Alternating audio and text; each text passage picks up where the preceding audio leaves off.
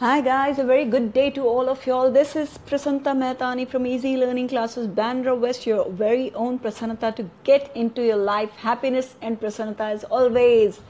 And a very good day even from Unacademy and all the people and staff of Unacademy. Stay good, stay well. Easy way to learn English high vocabulary that's guaranteed to stay.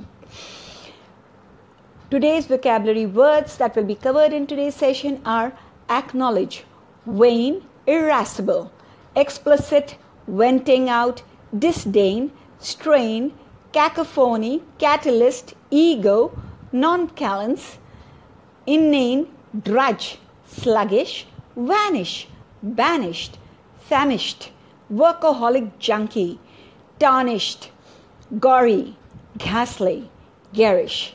Once again, acknowledge, vain, irascible, explicit, venting out, disdain, strain, cacophony, catalyst, ego, nonchalance, inane, drudge, sluggish, vanish, banished, famished, workaholic junkie, tarnished, gory, ghastly, garish.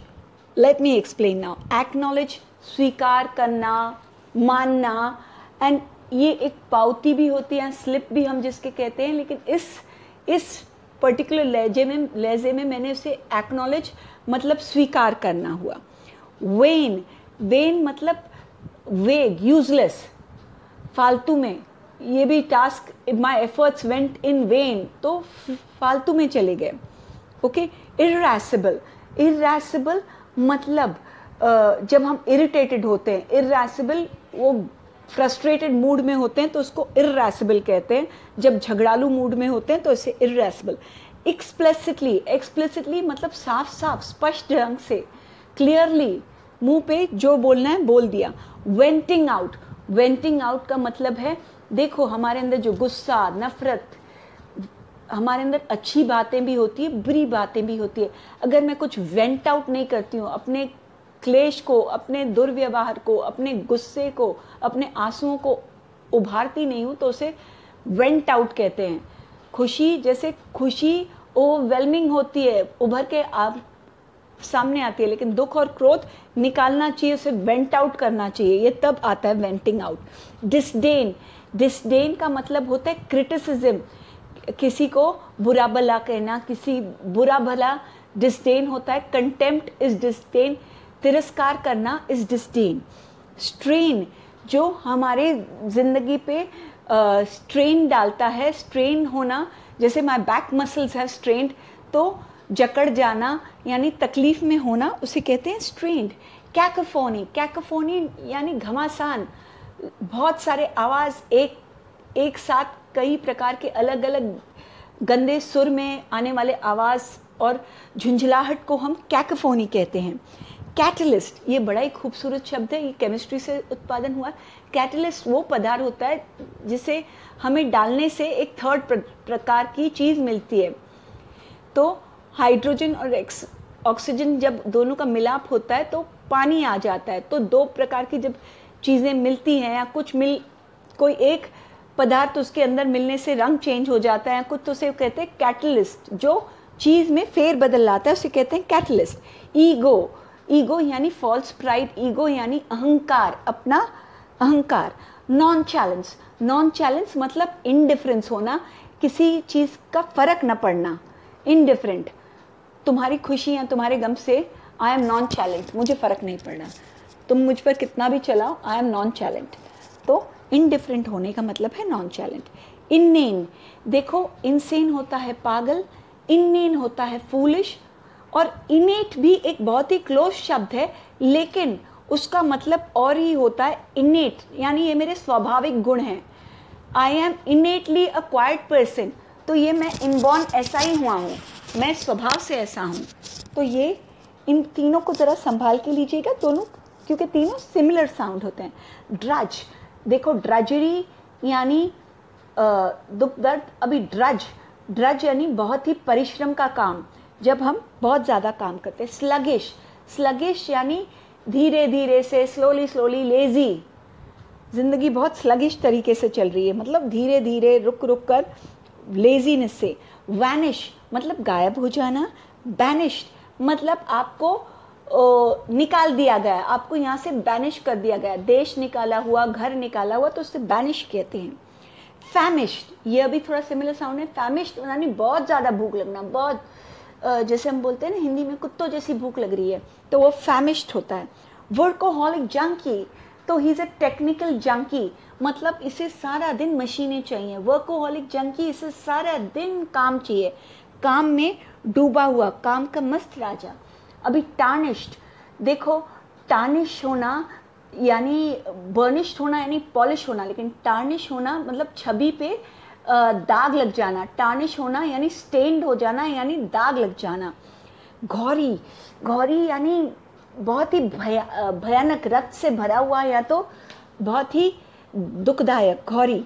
और घासली भी भयंकर, भयंकर, घासली तूफान, घासली storm, घासली happening, घासली accident, कुछ भी हो सकता है। गैरिश, गैरिश यानी बहुत ही लाउड, बहुत ही बेकार सा, बहुत ही लाउड और बहुत ही बेकार सा। Men never show, now we'll begin with the phrases, sorry. Men never show that they are in pain. Women never acknowledge when they don't use their brains or are behaving in vain or are behaving vain. Irascible, often they remain as both aren't being explicit or venting out their feelings of disdain, strain or slain. Amidst all this cacophony, nature acts as a catalyst, pouring in the form of lively monsoon rain, helping them cool off their egos and pain, making them realize conceit or nonchalance in a relationship is so inane. Once again, men never show that they are in pain. Women never acknowledge when they don't use their brain or are behaving vain. Irascible, often they remain as both aren't being explicit or venting out their feelings of disdain, strain or slain.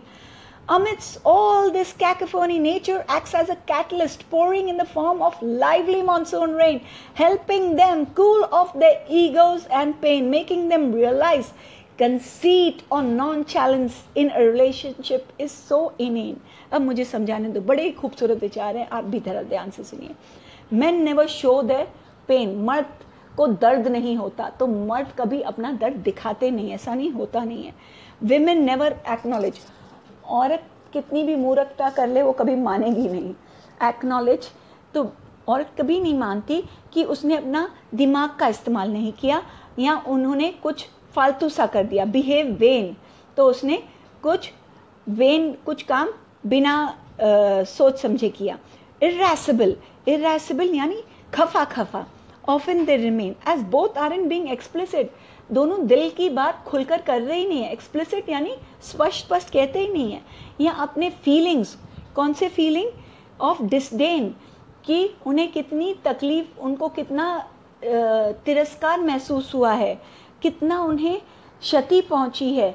ऐसे लग रहा है slain मतलब killed, कि वो लोग का मौत हो गया, वो लोग को लिटरली इतना दुख हुआ है इन सब बातों से। अमिड्स ऑल दिस कैकोफोनी, इतना कोलाहल में, इतना घमासान में, nature acts as a catalyst, तो nature acts as a catalyst मतलब नेचर उसमें कैसे चमत्कार कर देते हैं। Pouring in the form of lively monsoon rain, बारिश की मीठी मीठी बुहार पड़ने शुरू हो जाती है। Helping them cool off the egos, तो उनका अहंकार अपने आप ठंडा हो जाता है और उनका दर्द भी कम हो जाता है। मेकिंग देम रियलाइज कंसीट क्या होता है, रूड हो जाते हैं जब हम क्रूड हो जाते हैं। और नॉन चैलेंज क्या होता है, इनडिफरेंट, इनसेंसिटिव हो जाते हैं, एक दूसरे की परवाह नहीं करते हैं। तो एक रिश्ते में जब ये सब आ जाता है तो वो कितना इनेन है। इनेन, तो इनेन क्या होता है, फूलिश, हम कितना फूलिश बिहेव करते हैं। एक रिश्ते को बनाए रखना चाहिए, उसकी खूबसूरती बरकरार रखनी चाहिए, लेकिन हम अपने अपने ईगोस या अपने अपने अहंकार या अपने आप में घुटे रहते हैं, साफ साफ बात नहीं करते हैं। इसका मतलब ये हुआ। अभी next phrase is In life's drudge, let's not get sluggish or simply vanish. for after that we will invariably be banished. So let's learn to even regale in life as if we are famished. Today let's call it a day to see that our image of workaholic junkies isn't further tarnished with gory invectives from loved ones like uncaring, insensitive, spiritless, self-contained, unruly, etc. Remember, life does require some warming of love, warmth and adventure, or else it can be a ghastly dream, simply nightmarish or garish. In life's drudge, let's not get sluggish or simply vain, for after death we will invariably be banished. So let's learn to even regale in life as if we are famished. Today let's call it a day to see that our image of workaholic junkies isn't further tarnished with gory invectives from loved ones like uncaring, insensitive, spiritless, self-contained, unruly, etc. Remember, life does require some warming of love, warmth and adventure, or else it can be a ghastly, simple dream, simply nightmarish or garish. In life's drudge, जिंदगी की जद्दोजहद में, ड्रज मुश्किलों में हमें sluggish नहीं बनना चाहिए. स्लगिश यानी बिल्कुल सुस्त से, बिल्कुल मायूस से नहीं होना चाहिए, या सिंपली गुम नहीं हो जाना चाहिए. एनर्जी ना होना उसे स्लगिश कहते हैं. यहाँ वैनिश नहीं हो जाना, गायब नहीं हो जाना चाहिए, क्योंकि आफ्टर डेथ, मरने के बाद, वी विल इनवेरिएबली, ना चाहते हुए भी ज़रूरत से हमें यहाँ से निकाल दिया जाएगा, हम बैनिश हो जाएंगे, क्योंकि मौत के बाद कोई यहाँ पर नहीं रहता. So let's learn to even regale यानी मस्तियाँ उठाना, जिंदगी की रिजॉइस करना. Regale life as if we are famish. भूखे लोगों की तरह हमें जिंदगी का लुत्फ उठाने दो. Today let's call it a day. ये एक फ्रेज है, कॉल इट अ डे यानी छुट्टी कर दो. Call it a day. Half day के बाद I decided to call it a day from my office, मतलब छुट्टी कर दी. To see that a image of workaholic junkies, हमें सब क्या समझते हैं, रोबोट समझते हैं काम करने वाली machine. Is in further tarnished, उस पर और धब्बे नहीं लगे. विथ गॉरी इन्वेक्टिव्स, गॉरी मतलब बहुत बुरे ताने, इन्वेक्टिव्स यानी बहुत बुरे तरह से किसी को इल्ज़ाम लगाना. फ्रॉम लव्ड वंस, हमारे प्यारे हमसे क्या कहते हैं कि आप अनकेयरिंग हो, आप किसी का नहीं सोचते हो. इनसेंसिटिव हो, इनसेंसिटिव भी जो इनडिफरेंट होता है, जिससे किसी की फर्क नहीं पड़ती. स्पिरिटलेस हो, आप में कोई जान ही नहीं है जैसे. सेल्फ कंटेन्ड हो, सेल्फ कंटेन्ड कौन होता है, जो अपने में ही मस्त है, जिसे किसी की परवाह नहीं. अनरूली हो, अनरूली आप पर कोई लगाम नहीं कर सकता, आपको कोई कुछ नहीं कह सकता, आप किसी की सुनते ही नहीं हो, एक्सेट्रा, बहुत सारे और भी. रिमेंबर, याद रखो, life does require some warming. जिंदगी में थोड़ा गर्माहट, प्यार की गर्माहट चाहिए होती है, वार्मथ और एडवेंचर चाहिए होता है जिंदगी, वरना बड़ी बेरंग सी लगती है. और else it can be a घासली ड्रीम, तो वो एक बड़ा ही बेकार सा ड्रीम हो सकती है. सिंपली नाइटमेयर क्या होता है, नाइटमेयर वो होता है जिसे देखकर घबराहट आ जाए, जिसे देखकर नींद ही खुल जाए, भूत और प्रेतों का. और garish is something very loud and gaudy, तो वो बड़ी बेकार सी ड्रीम हो सकती है, जहाँ पर सिर्फ मेहनत ही मेहनत, पसीना ही पसीना, कोई मन मौजी नहीं, कोई अपनों के साथ प्यार व्यवहार नहीं. तो ऐसी जिंदगी किसे चाहिए.